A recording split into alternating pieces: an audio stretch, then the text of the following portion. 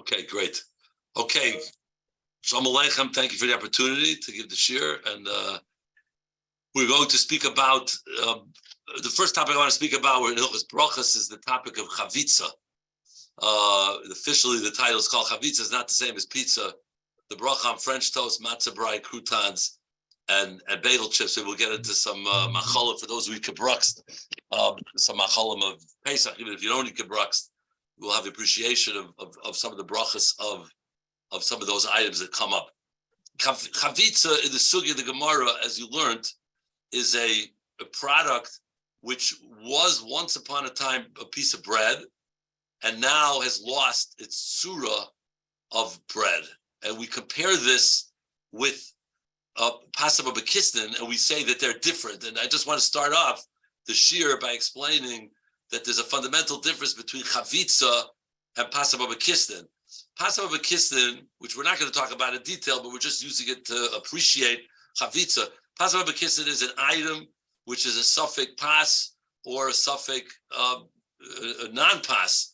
Chazal had the suffix, and therefore a piece of cake is a suffix hamaitzi, a suffix mezainis. We're makel to say suffix brachos lahakol. You don't have to wash, you don't have to bench. And we're all familiar if you kaveh a suda, which is a whole other topic. If you kaveh a suda on Passover Bekistan, you have to make hamaitzi.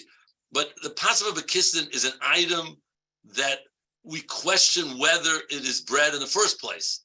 Pizza is a whole suffix, whether it's Passover Bekistan or whether it's pas. If it's Passover Bekistan, then it would you know, how much did you eat? And is it kaveh suda? We get into that whole sugya.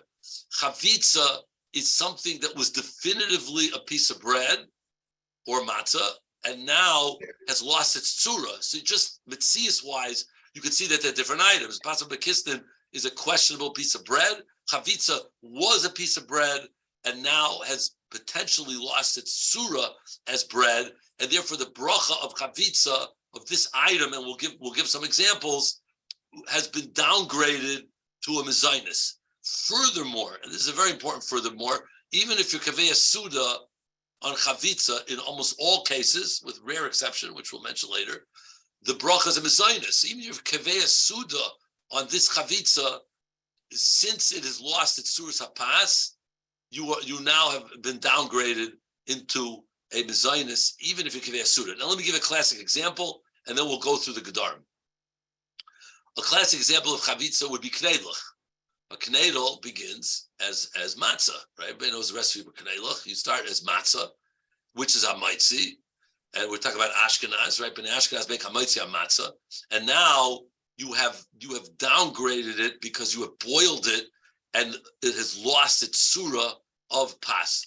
Meaning, knedlach do not look like matzah anymore. They don't taste like matzah. They don't act like matzah, and therefore the bracha on knedlach is mezainis. Even if you're kaveh suda, if you ate 25 knedlach, which is certainly a kaveh suda, you still make a mezainis because it's chavitza. It's not Passover Bekistan. Now, what determines, and this is the hard part of the sugya, what determines when something becomes chavitza? Knedel is an obvious item that has lost its tzuras hapas, but what else determines when something loses its tzuras hapas? So Chazal, the Paiskim, the Shulchan Aruch, detail give the gedarim, and we're going to say there are two extremes, and then there's the middle case. The extremes are easy because Chazal and the Paiskim give us the definition, and then there's the middle case, which is up to us. We are the judges to determine the status of this item. So rule number one, if you boil something, then it loses its suras hapas. If it's less than a kazayas, okay? So actually we're going to say before rule number one, something that's a kazayas of bread will never ever lose its suras hapas, no matter what you do to it. So you could take a piece of bread, that's a kazayas, and you could mix it with eggs and oil and fry it and bake it and boil it. No matter what you do to it, if it retains its status of a kazayas, the bracha is going to be, you could drop an atomic bomb on it. If it remained a kazayas, the bracha is going to remain a hamaitzi, right? So a piece, let's say French toast. If you have a piece of French toast which began as a piece of bread, and you fried it and it was oily and it's milky and so on, and your finished product is the original kazayas of the bread, it's hamaitzi. Now I want to parenthetically note that kneiluch are also kazayas, right? But kneiluch were broken down to smaller than a kazayas and reformulated into a kazayas, right? So that doesn't count. It has to be a kazayas from start to finish, right? It has to be a kazayas from start to finish, and therefore a knedel is not. This does not have that, and therefore knedel is downgraded to a mezainis, even though now it is formed into a kazayas. We're talking about it remained a kazayas, never lost its status of kazayas. Okay, so that's case number one. If it's a kazayas, it remains hamaisi. Now let's get to category number one. If something is less than a kazayas, now we have to don on the item. If it's less than kazayas and you boil it, the bracha is definitively going to be a mezainis. That's that period. Nothing to talk about. So that's why kneiluch are mezainis, because kneiluch are boiled matzah, less than a kazayas. Okay, if you fry it or you put it into a klisheni, then the paiskim are mesupik, whether or not it's definitively a mezainis or not. Okay, more on this later. But is frying or going ahead and klisheni, not really boiling it, it's a secondary. What's the status of that? Is not so pashut. But boiling certainly makes it into a mezainis. Okay, now let's go to the other extreme. The other extreme is where you did nothing to the bread. You only, what we'd say in science, only caused a physical change to the bread, which means you broke it down into smaller pieces. Examples, breadcrumbs, right? I get to shy once in a while, but not a lot of people eat breadcrumbs alone. We're not talking about breadcrumbs now on your chicken or breadcrumbs on your fish. That's a different story. That gets into an ikr tuffle issue, which we're not going to get into. We're talking about eating breadcrumbs as is, eating matzah farfel. The matzah has been ground down into very, very tiny pieces. The BRACHOS on that is going to be a hamaitzi. And the reason why it's a hamaitzi, right? The reason why it's a hamaitzi is because in that case where you didn't do anything to it. In other words, you did nothing extra special to that item. It's still, right? In that case, you did nothing to it. What do I mean you didn't do anything to it? It's just bread, right? It's a piece of bread. So what did you do to it? Nothing, right? You've done nothing to the breadcrumbs, and therefore the bracha remains a hamaitzi lechem min haaretz, and that's also a pashut case, a pashut echitimsa. The bracha remains a hamaitzi. So if people who like to eat breadcrumbs or people who like to eat matzah, the bracha is going to be a hamaitzi. Okay, fine. Now we get into another issue, and that is the middle category. And the middle category is very, very nageya, and most nageya. I want to mention one thing that fit into the previous category, and that is croutons. Maybe croutons. There are two ways to make croutons. One way to make croutons is by cutting them down, or bagel chips, frying them in oil where they possibly lose their tzus hapas. We're not talking about that case. We're talking about croutons where they just broke it down into small pieces and they baked the croutons. Birchasai, hamaitzi lechem min haaretz, because you didn't change the tzura of this, right? You didn't change the tzura of this. It retains the same status as it was before, right? Because you didn't change anything over here. It's just a baked piece of bread. And therefore, even though it got a little bit hard, but the bracha is going to be in that case, the bracha is going to be a hamaitzi lechem min haaretz. Now, we contrast that with bagel chips that were baked straight into something hard and brittle. Okay, if you have a bagel chip, we get to Shiloh all the time. What is the bracha on a bagel chip? What's the bracha on a bagel chip? Is the bracha hamaitzi or mezainis? The answer is it depends. And this is very important. You have exact same products to the consumer, but the bracha may be different. If you went ahead and you just baked these chips into a hard item, you took yesterday's bagels. You have a bagel store. They took day-old bagels. They come in the morning. They say, okay, we have leftover bagels from yesterday. Let's make bagel chips. And they do this. The bracha is going to be hamaitzi because it's basically a bagel that's been toasted and it doesn't lose its tzus hapas. It still looks like a piece of bread. But if you have a bagel store that says, okay, we're making bagels, but we're going to make bagels chips hard. We're going to take little pieces of dough and bake them hard. They're like a pretzel in that case. And therefore, the bracha is going to be, in that case, certainly the bracha is going to be a mezainis. It's like a pretzel. It's like hard pretzel. It's gone straight into a pasava bekistin. So again, it's very interesting. Two products, exact same to the consumer, but they're different brachas. So we can't know the brachas. The Star K requires the local bagel store. There's a global bagel shop here. We require them to bake the bagel chips only from scratch. They cannot use day-old bagels because they want to write mezainis on the bag. We can't have one day mezainis and one day hamaitzi, because one day, we have leftover bagels. You know, on Monday morning, they had Sunday leftover bagels. They're going to bake them. They're going to take bagels, which are hamaitzi. That's the chavitza sugya. They're going to still be hamaitzi because they didn't change the tzura. Sunday morning they come, there's no bagels left there. They're very stale from Friday. They got rid of them Erev Shabbos, and now they got to bake them scratch. So those are going to be mezainis. So we can't have that. So they can only bake them only hard and brittle to start, l'chatchila, and therefore you have to be careful when buying croutons or bagel chips what the story is. Now we're not talking about the mandolin over here. Mandolin are called croutons. Those are mezainis. Those are hard and brittle from the start. Let me tell you a very interesting ma'isa with a cereal. There's a cereal on the market which was questionably chavitza, but l'maisa it's not. The name of that cereal is called grape nut cereal.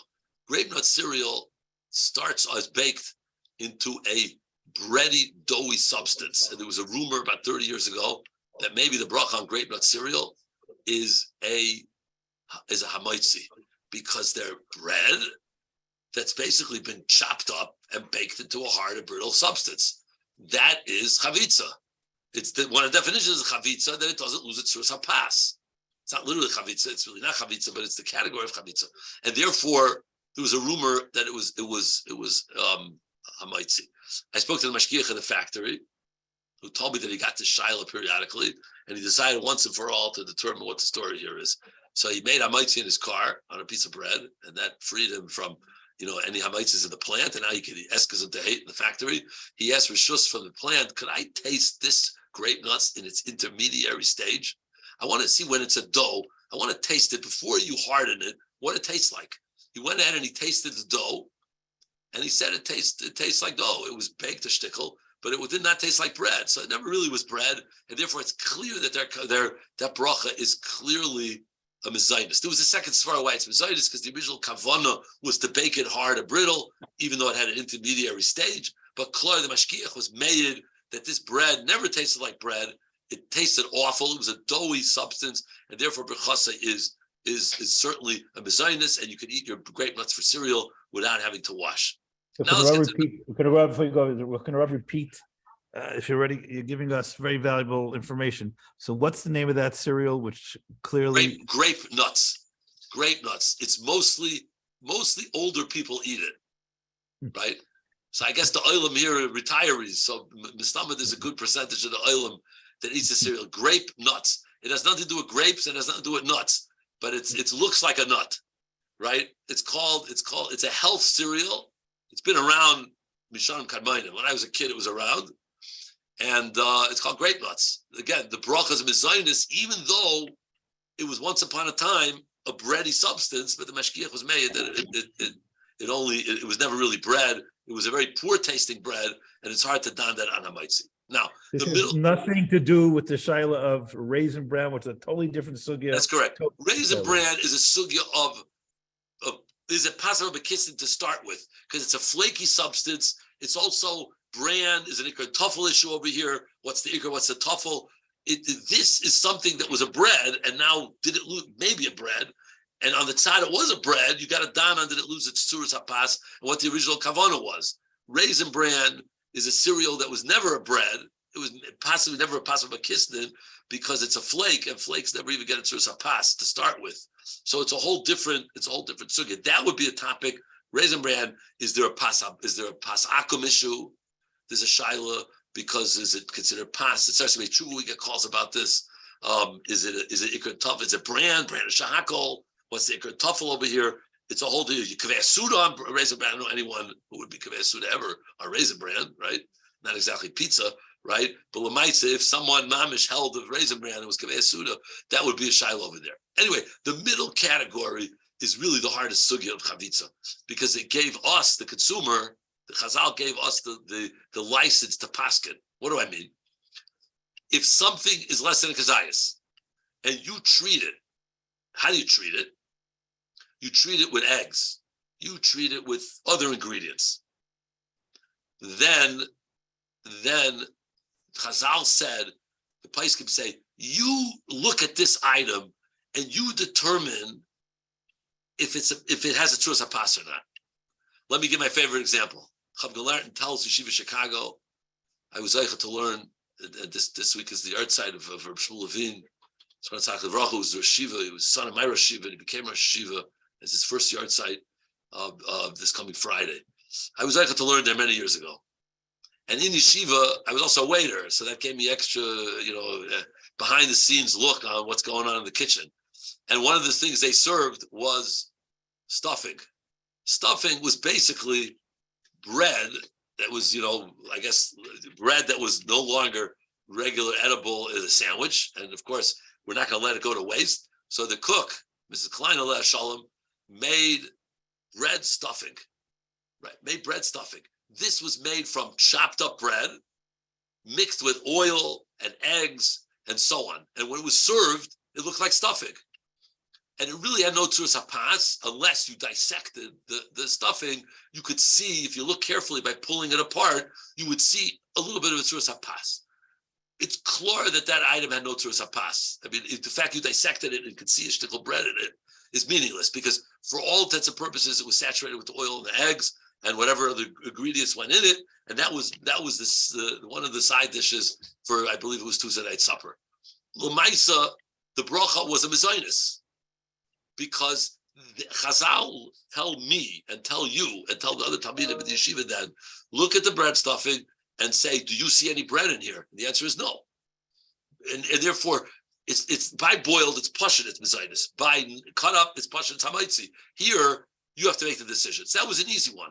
Let's talk about French toast.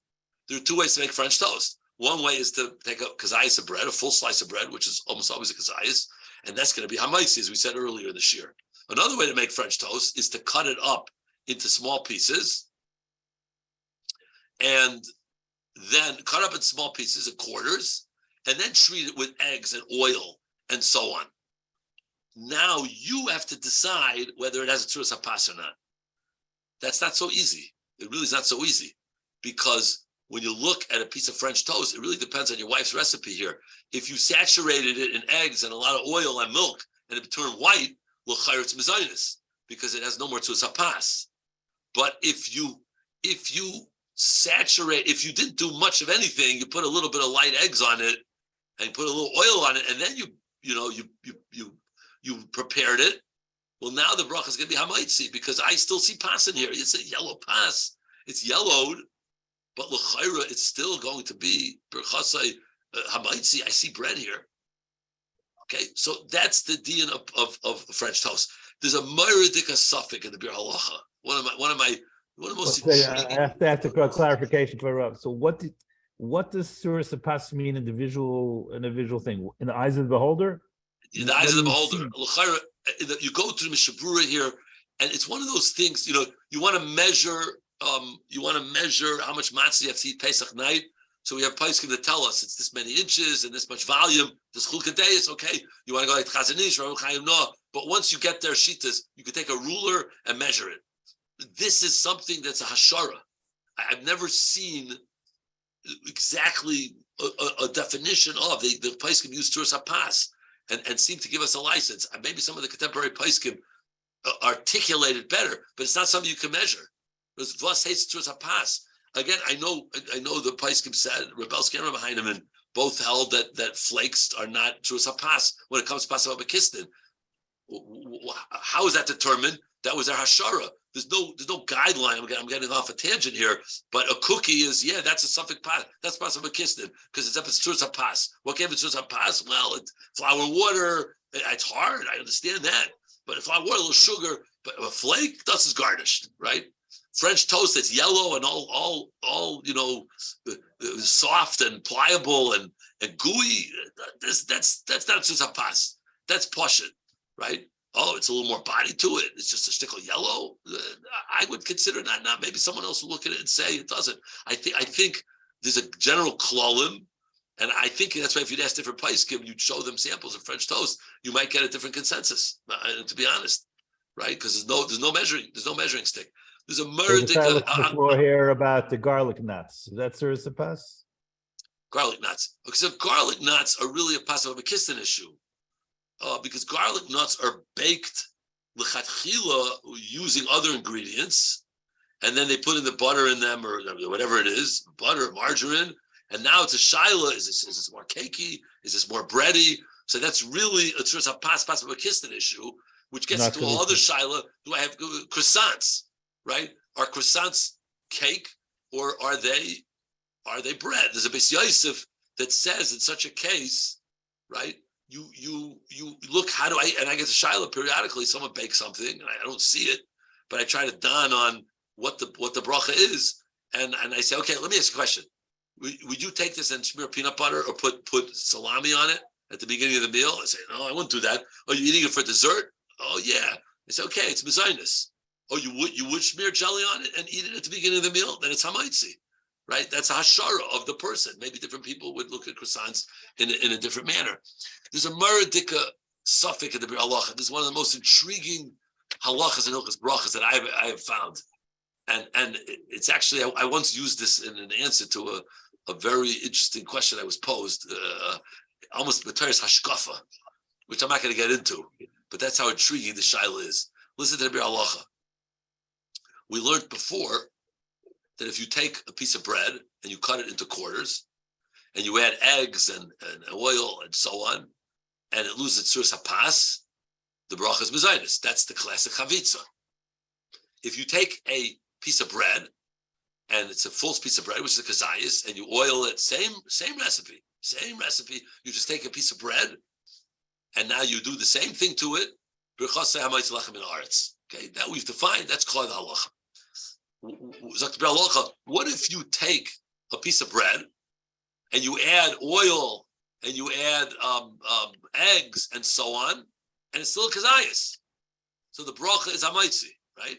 And now you go to your table, and before you make the bracha on it, you cut it into quarters. Okay. Now your neighbor, your friend, the other balabasta, she had a different recipe, right? He made it, or his wife made it, the exact same finished product. It's the Zelba product, the same ingredients, the same everything. There's only one difference. How did you get here? The first recipe was cut it in quarters, oil it, egg it, fry it. It loses its hapas mezainis. The second recipe was to make it a hamaitzi, and then cut it less than a kazayis. I'm sorry, make it away with hamaitzi, and now you cut it into quarters. So on one side, you're looking at chavitza less than a kazayis. The bracha should be mezainis. It's less than a kazayis. Doesn't look like bread. It's been oiled and all that stuff. The bracha becomes a mezainis. But 1 second over here. Talk to Halacha. How can you take a knife and cut a product in half or quarters, and all of a sudden the bracha is downgraded to a mezainis? Because you took a fork and knife and cut it into quarters. You've downgraded a bracha from hamaitzi to mezainis. We can design. How could that be? You can't just change a bracha by cutting it in half, right? How could such a thing be? It makes no sense. But at the same time, 1 second, it's less than it meets all the criteria of chavitza. It should be mezainis. People have sarachin. I think it's a hashkafa issue here, because sometimes you could get to the same. Two people get to the same conclusion, but if you go different routes, you end up with a different answer or a different psak, because you took a different route to get to that destination. Now, a couple other quick chavitzas that we have Pesach time for those who eat gebrachs. You have, and that'll lead me to a discussion of the one case possible hamaitzi. Obviously, matzah meal cake is another example of losing to a hapas. You've grounded it down. You add all these ingredients to it, chocolate and sugar and so on. The bracha becomes a bar minim zainis. Okay, what if you have matzah lasagna? Okay, or matzah pizza. Okay, I don't eat gebrachs. I can only describe the way they describe this to me, and that is you take a slice of matzah, and okay, matzah pizza is you add tomato sauce and cheese And the matzah, I do lasagnas. You do the same thing, but with 2 layers. You put layers on top of the next. So that's clearly going to be hamaitzi because you put it in the oven, and it's saturated with the cheese and more so the tomato sauce, but it retains its kazayis, and therefore the BRACHOS is hamaitzi. Right, BRACHOS is hamaitzi. If you serve it cut, you're going to get into that suffix of your halacha l'chayra. But what about matzah brai? So matzah brai is going to be, in that case, it's typically made from matzah that's broken into pieces, less than a kazayis. And now, if the pieces of matzah were boiled in water, then you make a mezainis, because again, boiled matzah pieces is mezainis and alamichya. But if the matzah wasn't boiled, but it was just pan fried with no oil or butter, and the matzah still nicker as matzah, right? A little eggs, then the bracha will be hamaitzi. So what's the bracha matzah, right? It really depends how you make it. Now, one other example I want to give, and that is matzah rolls, right? Matzah rolls. It's a very interesting case because there is a Mishnah Berurah that says that if you took matzah meal or breadcrumbs and you reformulated it into something that looks like a piece of bread, right? Mamish looks like a piece of bread, then the bracha is going to be hamaitzi. Now, how do you do that exactly? Right? So if you make, I don't know how you eat matzah rolls on Pesach. I say we don't eat kabrats, but I had my wife, when I was working on the sugya, and I had my wife test it before Pesach to make matzah rolls. And she made matzah rolls, and we served it by a suda where I had washed already. So I was able to taste it, and l'maisa, it didn't taste like bread. It didn't taste like bread. What's that? How can you eat matzah before Pesach? Oh, good question. So you can't eat matzah before Pesach, but you could eat chavitza before Pesach. With lots of truth about knelach, you can eat knelach up till Erev Pesach, right? No, even if you're makbid on matzah, but baked items, no problem, right? So it was certainly a mezainis. The shaila is, did it regain its tzura? So later, someone in the office mentioned that they looked in a fancy cookbook for Pesach recipes. And I guess there's a chef by the name of Susie Fishbein, and in her book, she tells you that you want to make really good matzah meal rolls, you blow dry them. In other words, he gives the exact recipe, and to give it the texture, you can mamish blow dry them, and you go through all these steps, and you're going to get a roll. It tastes like a piece of bread. I guess that would be hamaitzi, right? Even though it's chavitza, but it's reformulated into something with a real, and we say tzuz hapas here, we mean pas, not just tzuz hapas, we mean it's been reformulated to pas, and therefore BRACHOS is going to be in that case, bracha is going to be hamaitzi. So it's a very rare case that you're going to have this. But again, I want to tell you one mila over here, and that is, and you're going to have to bench, right?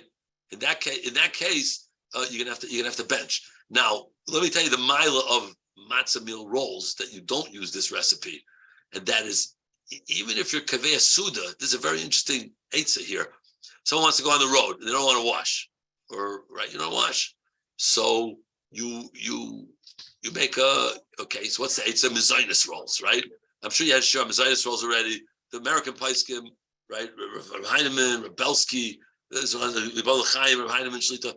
Mamish came out stark against these items. They're hamaitzi, they have tzur sapas. They look like bread, they act like bread, they taste like bread. Even if it's got fruit juice, it's called hamaitzi. And klor, if you can a suda on it, right? Even if you want to say that they have a shtickle sad, that they're mezainis in Tim Saloimar, right? And they're g'dayla paiskim Eretz Yisrael that talk a whole like this. That's why some of the meals coming out of Eretz Yisrael have the wrapper that says on it mezainis. Because G'dayla Paiskim do all mezainis, but if you kaveh suda, which means you ate it with a meal, and you ate as much bread equal to the amount of bread that you would have eaten of this pasam of a kistin mezainis rolls, or you went to a bris and you had lots of bagels and a whole full meal with these mezainis bagels, that's kol hamaitzi. Okay, how do you get around this problem? You make matzah meal rolls that don't look exactly like bread, that are fake. Now, that's chavitza, right? That's chavitza. You've taken the matzah meal, you've grounded it, you've mixed it with other ingredients, and now it doesn't look bread anymore. You've reformulated it with your recipe to make the fake rolls, and now you can have a salami sandwich, no problem. because and make them Zionist and be Kaveh Suda. You could eat 10 of them. And there's no problem because the Kaveh Suda on Chavitz, as we said earlier in the Shir, does not create a Kaveh Suda, a Pesach. Again, if you eat matzah brai and they made a whole Suda out of it, matzah pizza, you Kaveh Suda, it's not going to matter. Unless you make hamaitzi, I'm sorry, matzah pizza hamaitzi, so I take that back. But the matzah brai, which you done to be mezainis, even if you Kaveh Suda on it, is going to be a mezainis in that case, and you will not make a certainly hamaitzi. One other item is teglach, right? Teglach are matzah meal cooked in sweet syrup. Teglach. Or teglach. Yeah. Teglach. Yeah. I don't know if they're saying tug teglach, right? I don't know if that comes with this food item, right? But lemaisa, those are matzah meal cooked in sweet syrup, and those are klar mezainis, and those are definitely going to be mezainis in that case. Okay, so that is the din of the first half of the shir here, where we spoke about the dinim of chavitza. Let me move on to the next discussion, which is really a totally different sugya, but very negeya. And that is, and you had this also, and that is when a person eats something more. We're all guilty of this. You ate something, you say, oh, that was good. Could I have some more? What's the din? Do I need to make another bracha or not? Okay, so let's give a simple example. You ate a piece of cake, and you want more cake. Do you need a new bracha or not? Right? Simple case. Case number 2. I ate an apple, and I said, oh, that was good apple. You're a little healthier than the cake. I ate an apple, and now, let me go for another fruit. So you go to the fridge, and you see you have an orange. Oh, very good. Let me eat an orange. Now, as you know, the bracha and the apple and orange are the same. Do I need to make another ha'etz on the orange? Very, very negeya, because especially when you snack, we eat a little bit, and we whet our appetites, and we want more. Obviously, if you ate a different bracha, it's pasha, you need another bracha. If you had a piece of cake, and now you want to have an orange, of course you make a ha'etz, that's pasha. But I had a piece of cake, and I want a cookie. I had a chocolate bar, and now I want to eat another bracha. That's an item that's going to be a shahakol. I want to drink something. What's the din? So the rules are as follows. The first rule is that anything in front of you is automatically covered in front of you. That means if I have a bowl of fruit, right? I'm sitting down and there's a big bowl of fruit in front of me, and I take an apple and I make a burpee eitz, and I eat the apple, and now I say, okay, what else is in this basket? Oh, an orange. Let me eat the orange. You do not need a bracha. When you make a bracha, it covers everything in front of you, everything that's there. That's case number 1. In front case means on the table in front of you. On the table in front of you. L'chaira, one could argue, and there's a little bit of discussion in some of the paiskim, maybe even in the fridge in front of you. In other words, I'm eating in the kitchen, right by our kitchen table is next to a fridge. So it's there. And I make a bracha on what's in front of. I saw this maybe one sefer that to say that belongs in front of you. It's in the same room. It's in the same room. You know, it's the geya. It's a geya kiddush, right? You go to Kiddush Shabbos morning, and you make a bracha on the face. They have some candy on the table, right? You made your mezainis. You had the Kiddush Suda, and now there's episode potato kugel. Potato kugel made from a recipe of ground potatoes. BRACHOS shakal nibidvari. You make a shakal on the potato kugel. What happens when you eat potato kugel? Right? You get thirsty. Now I got to go and drink something. I think, Claire, in that case, you don't need to make a bracha on the drink, because that's in front of you, right? They have a drink table, not on the regular table with the kugel and so on. It's there, and it's all there. The second example is if you have das to pater, right? If a person has das to pater the item, then it's covered by the bracha. Now, you don't need to have das for that bracha, for that item. In other words, you take an apple from the fridge, and you make a repre eitz, and you have das for all the apples, all the fruit, any heights.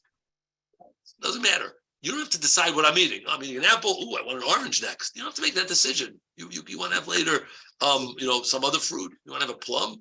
It's also good.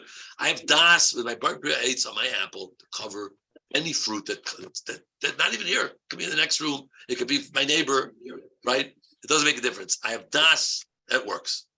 Okay, that's number 2. Number 3 is the same item. The same item also is automatically covered by your bracha, which means if I make a bracha, on an apple, and I say, oh, that was good. Are there any more apples? And you go to the fridge, let's say not in the room, to avoid, right? You pull out another apple, you don't need another bracha because it's covered. It's definitively covered. Now, we're speaking now where you're not Mesiach Das. Okay, Mesiach Das is a whole other sugya. It's a complicated sugya. Mesiach Das, certainly where I said, I'm done.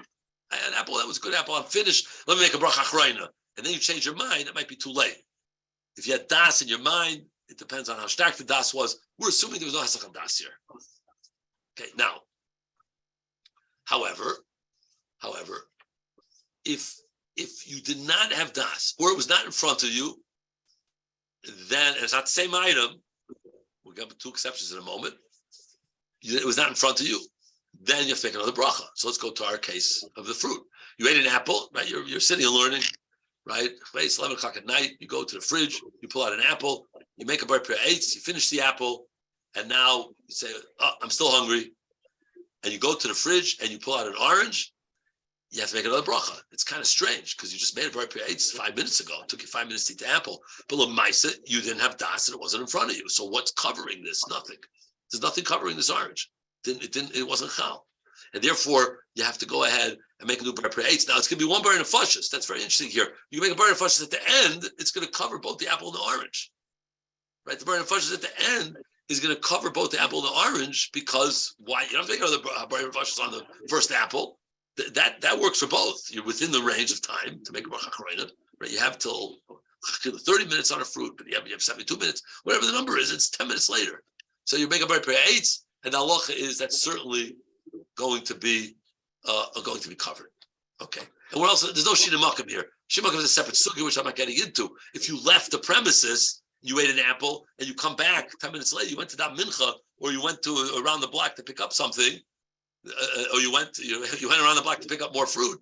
That's shinamakam. That's going to be chayv your bracha under certain conditions, which we're not going to get into. It's a totally different shear. The question, though, one of the questions came over is sipping coffee over an hour and a half. What about that? No, so it works. It works. In other words, that's a din in because it's only the zman. Right? You're sitting the whole shir. You had 2 hours of shir now. Let's say you sip the coffee, then it works. In other words, as long as you don't have a hefsek of a half an hour, and that's to avoid bracha achrayna problems, and even b'diavad 72 minutes, as long as you didn't have a hefsek, that bracha achrayna. So you take a sip of coffee at 9 a.m. and your next sip is at 9:30 a.m. and 10 a.m. and 10:30 a.m. That bracha rishona works. Even if you had a 72-minute hefsek, the bracha rishona still may work if you weren't Mesiach Das. The different sugya of bracha achrayna, bracha rishona, that works on different premises. But you don't want to go more than 72 minutes because then that original sips you took have no bracha achrayna relating to it. So that's also. What do you put sugar in the second? Yeah, that's tough. That's gonna be tough to the coffee. As you get a second coffee with sugar. In other words, you had a coffee. Your tefilus is different. Now you need some sugar for the second cup to go down sweeter. It's tough. Your coffee's coffee. It's not a different item. L'chayro, right? One kadan. What constitutes a different item? If I got a red apple and I have a green apple, they taste the same. That's not gonna. That's an apple's an apple. Now, two very interesting exceptions to this. They're really different. To come from different angles. Just I shouldn't really label them as two exceptions. We're going to call one follow-up of the Gedarim that we gave and one exception. The follow-up to the Gedarim we gave is a very interesting case. You have to hold cup here. And that is, I take an apple. Okay, I'm halfway through my apple. So I still have the apple here. And then your wife comes and says, "Oh, they have oranges too. I just bought fresh oranges today at the farmer's market. They're really good." You say, "Oh, sounds good," and she gives you the orange. So now your haschala of the orange is still while you're eating the apple. You didn't have das, and it wasn't in front of you. Okay, put aside a moment. It was your wife that gave it to you because we're gonna talk about that in a minute. You remember that you bought these fruits and you say, "You know what? I'm halfway done. I'm going to finish later. Let me try some orange now." So now the din is, it's if you're still in the middle of eating the item and you bring out something similar, okay? Similar. Fruit is similar. Fruit is similar. The bracha is going to, you don't have to take another bracha. Again, you're still in the middle. If you finish the apple, even though the orange is similar, doesn't work. But I didn't have das, was in front of me. But if I'm in the middle, then it works. And I think the svara here is that you're still in the bracha over here. I made a bar on an apple. I'm still a rangaton on the bracha. The bracha is there's a chefsa shel mitzvah, not mitzvah, chefsa shel Michael that's sitting in front of me. The bracha is still floating around over here. So now I bring an orange, it transfers to the orange. There's a chalois on the orange that's going to be chal, and therefore it's going to work. Now, if you bring something different, totally different category of food, then doesn't help. Let me give an example. You're eating a chocolate bar. You're halfway through a chocolate bar, and you say, how about a beer? Right? How about a beer? And now you bring out a beer. A beer and chocolate bars are mamish mikatzel katza. They're totally, is two different categories. In that case, you're going to need a bracha. If you made a shackle on the chocolate bar and you had das on any other shackle, it's going to work on the beer. But if you didn't have das and it wasn't in front of you, it doesn't transfer because they're two different items. Now, I don't have stam das work. When can you say, I'm sitting down and therefore stam, I want das and everything I want to eat? Is such a thing? Yes, you got to have das every time. Every time. There's no kol nidre here where you could say, for the rest of the, imagine by kol nidre, we say, every time I sit down to a meal, I want it to work on everything. There's no such thing. Every time you sit down, you have to have das. I'm making a bar prayer 8, goes on everything. We usually don't do that.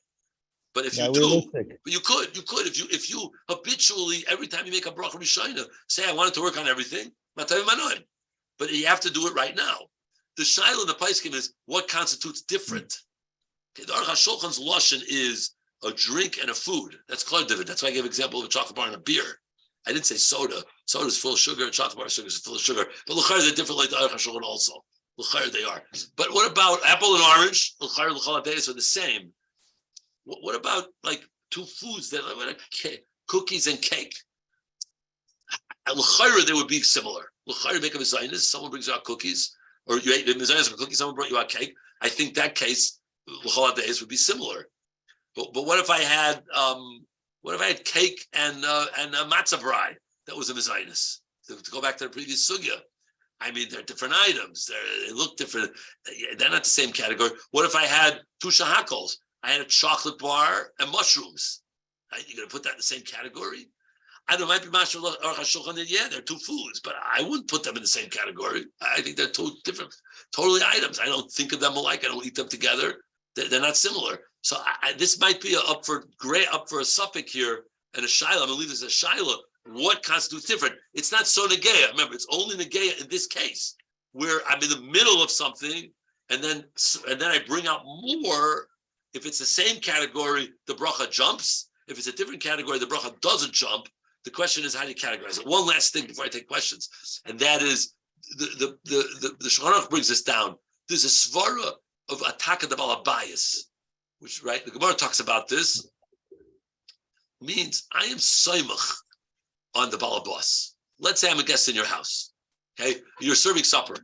We didn't wash. Makes the case go easier. For the fourth spice, you serve vegetable soup. Okay, I make a bar adama. Okay, now you bring out, for the main course, you bring out chicken and potatoes and salad, right? You bring out chicken and salad and then a piece of yishalmi kugel. Okay, I make a mezainis on yishalmi kugel. Do I make a hadama on the salad? The answer is, let's analyze what we've learned till now. L'chayra, was it in front of me? No. Your wife brought it out from the kitchen, different room. I never saw it. Did I know it's coming? No. Did I have das? No. So l'chayra, you make a bracha. Chazal says no. In that case, I don't make a bracha. Why not? Because when I come to your house to eat, I'm saying which means my stam das is my bar piyadama that I made on that vegetable soup. Is I know you invited me for supper. You're serving me a supper. So stam hadama is saying anything the balabas brings out, it's going to work. And then you bring me watermelon for dessert. Right there, it works. I'm talking about where you didn't wash. Because I made a bar hadama at the beginning, and my automatic stam das is any hadama you bring me. And I make a mezainis and yishalmi kugel. That's going to work for the rest of the meal. Stam das. You bring me out a piece of cake for dessert, I don't need a bracha. Because I already made mezainis and yishalmi kugel. If So that's the point. That's the basic Shulchan Aruch. So the Paiskim, I believe the HaRav say your wife is the balabas, right? You go home and you tell your wife is the balabas. When it comes to serving the food, she's in charge. So when I come over for supper tonight, my wife's going to serve me a 4-spice, or she's going to serve a bowl of soup. Let's say I make a bar piyadama. My stam das is I don't know what's for supper. I don't know what's for supper. She's going to bring out something else. Okay, if I'm in the same room, it was there over there, right on the counter, fine. But let's say it wasn't. Let's say in the dining room tonight, right? Let's say in the dining room, right? And now they're bringing out the food, right? So your dining room is separate from your kitchen, like I this. Yeah, it's not in front of me. If I eat in the dining room and I go if I'm sitting in my dining room learning, and I make a bar piyadama at 12 o'clock at night, and I go back into the kitchen and I pull out nachat dama, even a fridge is an extension. In front really means on the table. I think the place can say right around you in the same room like the kiddush. I'm in this room and that's that room. Not in front of me, no das. Not going to work. Anyway, my wife brings me out. I'm talking about bias. I'm sorry about my wife. That's my stam das. La fuke. Some even say mealtime. If I sat down alone, let's say my wife is away. Let's say she's at a chasana tonight, out of town, and I'm making my own supper. I'm ad-libbing it. There are even places that go as far as to say, okay, what's in the fridge? I mean, my wife would prepare for me, so I don't have that problem. But let's say I did it myself. I'm going to make hadama, and now, okay, let's see, what else can I eat? That also would be stam das. But if I'm sitting at midnight learning, and I'm hungry, and I go for a snack, and I make a mezainis on a piece of cake, and then I decide to eat more of a different mezainis, and it wasn't in front of me, I didn't have das, I have to make a bracha, because there's no talk about bias. My wife's not serving me. It's not supper time. In that case, I would have to make another bracha, unless I fit to the Gedarim that we said earlier this year. Take questions. Okay, this is a Ma'aseh Shaya Kachaya this Shabbos. So in this shul, sometimes we have shalom, sometimes we don't. Depends the guy. There's a mezainis for every time. Shalom depends on the yard set. Without going to all the details. Made a kiddush, made a bar mezainis to be kaveh suda, etc. And we did not. I didn't know if there was shalom coming or not. And 10 minutes later, turns out after some extended political haggling, some cholent appeared. I couldn't have had das when I made the mezainis on the barley and the cholent. I couldn't have das even if I made a shackle on the meat and the cholent. Do I have to make brachos all over again? That's a good question. I would say a kiddush might be a talking about a bias. Because when I sit, in our shul, when I sit down for a kiddush, right, I mean, usually the food is already out, right? We have a kiddush takanas, what we could serve. We don't have cholent by our shul. Right? That was a takana made a long time ago, right? But that's not for now. There's not a hashkafa discussion here, right? But my point is that l'maisa we make a grand kiddush Shabbos Zocher, for example, right? Shabbos Zocher, I have a caterer in my shul too, right? Knishab, right? And he brings out his caterer meaning someone dabs his pal, right? He brings the best stuff, right, for the kiddush, and they come out, with more stuff and more stuff. And technically, by any kiddush, they might surprise us and come out with the kugel. Potato kugel often doesn't come out until after I make kiddush and people already had some mezainis. So I would say in your case, by a kiddush, this is right talking about bias. You don't know what to expect. They pull out of the kitchen something else that you didn't expect, and therefore the bracha is going to be you don't need another bracha because it's about talking about bias. The bias is the shul. The shul is the bias. That's correct. The shul, the kiddush machers. Interesting svar. It's any kiddush is talking about bias, and everything is pater, even if it's not lefanecha. By definition, it's lefanecha. It's in the kitchen. Correct. So that's right. Right. They're in the kitchen. I would think most places would hold that because again, bal bias doesn't mean a single individual where I'm eating by your house. It's I'm samucha what you're serving me. Bring me the food. What are you bringing me now? What are you bringing me next? Shalom Zachar, another prevalent. Shalom Zachar, you come in, you may take a piece of cake and mezainis, and then half hour later the shalom comes out, and the bachram all over it. So certainly that's different talking about bias, right? Because it's in the guy's house, right? It's even more pushy. So I that's a good shiloh. Very good shot for the paiskim. This I'm gonna leave this a little more tzarchian. When a person comes to shalom zachar, it would be totally in. When I come to a shalom zachar, do I assume that everything's already on the table? Or do I assume that no, that they're serving more? I would say it depends where you live, right? In some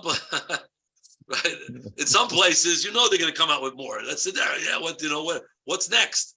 In some places, it's more simple. Yeah, this is it. They put out the face, people burn Erev Shabbos, the cakes. It's all out. I would say though nowadays, now I'm thinking this through, people expect more in the sense that Baruch Hashem, Mikam Yisrael, someone makes a Shalom Zocher, they can have a baby 10 minutes before Shkia, and there's no problem. The Shalom Zocher is going to be well stocked, assuming you live in a city with an Erev, right? Yeah. Because at that point, people are going to pile in with all the stuff, and you're going to have plenty of stuff, and you don't know what's going to come next. And therefore, you come to Shalom Zocher, right? I've come to Shalom Zochers where they said, oh, your wife's stuff, that's by the ladies' side, right? Because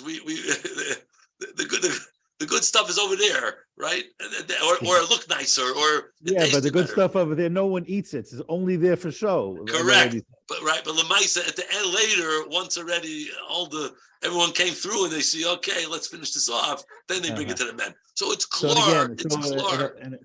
In a place where there are certain places like that, I heard such place like that where meat boards are the norm. So then it's pashut that the shakal pots is the meat board too, because you're expecting the meat because if you're in a makom like that, without getting to hashkafa shabai, then it patters. It patters because you walk in saying, okay, what's next? Right, what's next? Okay, Rabbi say on the chat, any questions? Anybody want to open up their screen in the chat? Anybody in the room? Questions for the Rav on this Kiddush Kashailas? Let's see. What about during the 30? Why is something mezainis automatically not pasakum? Wants that to ask about pasakum, which is something mezainis automatically not. What was the question? Well, something the Rav mentioned going back to the chavitza pasakum shailas here. Correct. So the chavitza would never be a pasakum issue. You got to look at what it was originally. In other words, if it was pasakum, if you're making bread kugel or bread stuffing, and your original bread was pasakum, now that pasakum is part of your recipe. It's still going to be pasakum. If your original pas was pas Yisrael, and now a goy is preparing this next Michael, right? Then it's not going to be pasakum. Obviously, right? It's not going to be pasakum at that stage because it wasn't pasakum to start with. The original ingredient wasn't pasakum. The shell is a buffet and the section of Lefanov. I think that's pasha because it's in the same room. You can see it, right? So right. You go to a shmorg, even you go to the, there's a big room, and there may be even a stam das on that. You go to a chasana, your stam das is, again, shtickle. It's there. There was a question that came up if there should be a 2-minute summary. I'd be happy to give that chazara. Is the Rav say with the brachos on commercial Melba toast like that? Okay, so that's the shayla I get. Commercial Melba toast. Thank you for mentioning that. That's like the croutons and the bagel chips, and that's a suffix. I tell people who call me, it depends how the company makes it. You have to go to the hechsher and ask them, how do they make this product? If they made it hard to start with, and it was hard and brittle, that's like a pretzel. Because they made it hard. Yeah. If they took bread that was old, and there are bakeries like that, you'd be surprised. Oh, they're not going to sell like this. Well, yes, they will. They're attached to a bakery. It's one big company. They sell bread, and at the same time, they take day old bread and make Melba toast out of it. They cut it up and give it the tzura, and they give it a little bit of a light toast. Then brachos is going to be a hamaitzi because it's a piece of bread that hasn't been translated, that hasn't been transferred. I want to point out that if they oiled it and fried it deep and it lost its surah, it's going to have a problem. I want to come back to something I mentioned earlier, which I want to close the loop here. I mentioned earlier that Chazal were mesupik on fried bread and klisheni bread, right? When we talk about knedlach, what's the suffix? Does it lose tzurus hapas or not? What's the suffix? Either it loses tzurus hapas like boiled bread, knedlach, or it's like the middle category of chavitza, and you have to decide whether it lost tzurus hapas. So if it lost tzurus hapas, you're good with maravshach. It's boiled. It's been deep fried. It doesn't look like bread with maravshach. Either it's not bread because it's like it's boiled, or it's not bread because it looks like bread. But if you boil small pieces of bread, and you look at it, you said, "Oh, this is bread. I see the bread." Now you have a suffix and din, because on one side it's like boiled bread that's definitively mezainis. On the other hand, it's something that Chazal gave me the license to paskin on, and I see this looks like bread, so it should be hamaitzi. So that's suffix and din, or a klisheni. It's the gay. If you cut matzah and put it into your soup, you cut it to small pieces. I'm talking about real matzah now. You break it up into less than a kazayas, and you drop it in your klisheni bowl of soup. L'chayra, it has a tzurus hapas, at least initially. If you let it sit and soak and get really mushy, then maybe it loses its surah. But most people like the crunch. So now you have a suffix and din. If you're eating it Sunday night for leftover soup and you crunch matzah into it, If you put it in the pot, which no one's going to let you do, because then everybody's got to eat your matzah. Not everybody in my family likes matzah in the soup. So I'm talking about not Pesach, right? Pesach, we don't eat it, right? But not Pesach, Sunday night for supper, you didn't wash, you're eating leftover soup, you crunch the matzah into the pot of soup, that's a mezainis. You crunch it into the bowl, which is a cliché. We're not getting to the lumpness of the ladle over here, right? But let's assume for a moment it's a cliché. Now you have a suffix of din. If it still looks like matzah, is it like the boiled or not? So you can't really do that. But if you let it mushy, then it's going to become a zainis. What if you put small pieces of challah? You didn't wash it. Same thing, right? I never do that. That's why I didn't mention it. That gets mushy right away, Yeah, correct. And that's going to be mezainis. Okay, I have a couple of kids' kashas here. Not going to bother up too much with this, but somebody was mayor. How could the stuff on the ladies' side be lefanecha? If you're not, there's a mechitza there. You're not supposed to be in the ladies' side. So how can that be considered lefanecha? It's not. So that's what I'm coming on talking about bias, meaning. We'll talk about bias the whole room. In the kiddush, or the Shalom Zachar. Okay, we could come on talking about bias. One last question before you go into the summary. Sorry, we're going 2 minutes over time. The Ramosha in Daled Mem Gimel has this psak, and this is a serial shaila. He says you have bananas in daisa, you have to make a bracha on the bananas. Does the Star K agree with that psak? Are you familiar with that psak? Star K doesn't really pass on bracha shailas. It's right behind him and would say that. I would say because Ramosha held it's not tuffle. In other words, if it's big enough, right? If you the general rule is baker and tuffle is if you eat separately, right? If you eat separately, the bracha is going to be in other words, there's a Shulchan I think that says, how do I eat this? Is it zigur tuffle? Is it one spoon? Is it on one spoon or not? Back to Telz Yeshiva, Monday night, sloppy Joe and lasagna. I can't hear you. Sloppy Joe and lasagna. Right. Sloppy Joe and lasagna. Is it one item? Is it 2 items? Right? It's klar sloppy Joe's tuffle to the spaghetti. But if you eat the meatballs separately, then it's 2 items. So it would be 2 brachas. So I think that's contingent on that shiloh.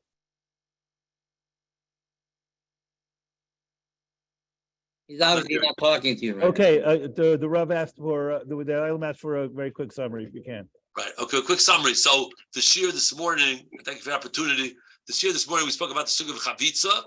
The sugi of chavitza is when you take a bread item and you break it down, and we very clearly say this is totally different than pasam abakistin, which is a totally separate sugya of did you make something into bread like cake and pretzels. But here you're taking a piece of bread or matzah and you're breaking it down. It's the geya. What is the bracha on knedlach? What's the bracha on matzah brai? What's the bracha on French toast? We gave the gedarim of when Chazal said it went from a bread. If it loses tzuras hapas, it becomes a mezainis. If it doesn't lose tzuras hapas, then it remains a hamaitzi. We gave the gedarim in the shir of what constitutes losing tzuras hapas. Certainly less than a kazayis where you boil, lose tzuras hapas, breaking it down.